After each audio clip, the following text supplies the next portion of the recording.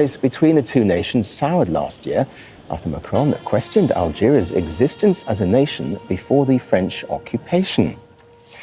Let's bring in Thomas O'Donnell now. He's an energy and geopolitical expert and joins us from Berlin. Thanks for joining us here on the programme. So is this visit a bit more complicated than it looks? Because Algeria gets much of its arms from Russia, doesn't it?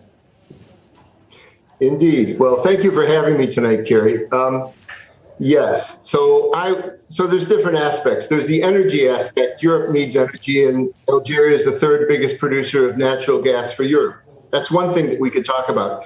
On this other front, I wonder, on the one hand, Macron is often accused within Europe of being rather soft on Russia.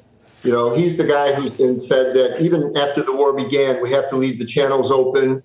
Well, Algeria certainly has the channels open. So that'll be an interesting discussion through Algeria, who gets most of their arms from Russia. And Macron has had a lot of trouble in Africa, also in the former colonies, because of Russians coming in. So I'm sure they'll have a lot to discuss on that front. And we probably won't hear a lot about that. And what about energy supplies then? Because Algeria has large gas reserves, doesn't it?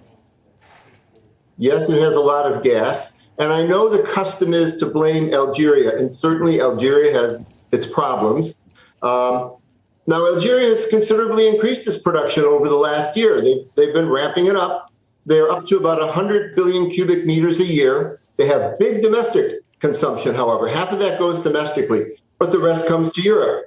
Now, because of the conflict between Algeria and Morocco, there's three pipelines that go to Europe from Algeria. The one pipeline that goes through Morocco to Spain is cut. There's another pipeline that goes directly to Spain across the Mediterranean. That provides about 12 billion cubic meters a year.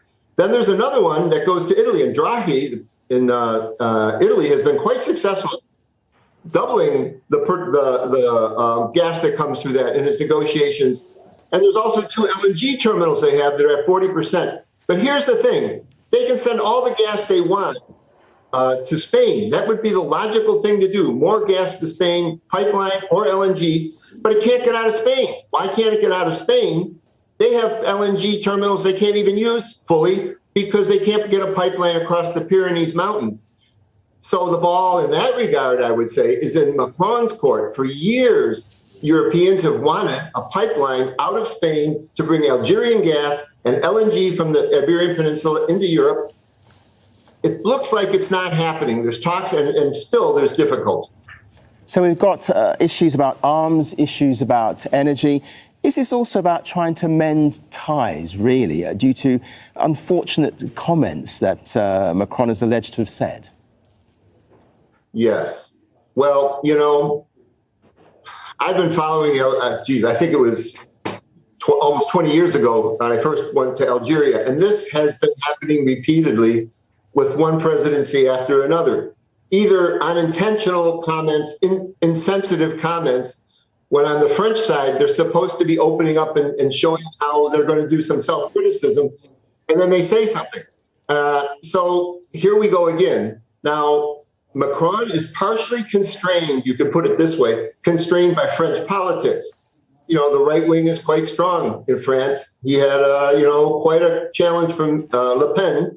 So maybe that constrains what he says, but that's very difficult with the Algerians. The Algerians, the French government has never apologized for the war, for what they did during the French the Liberation War. And they constantly get data wrong about how many people were killed and so forth. So some of this, I think, is for the home audience in France.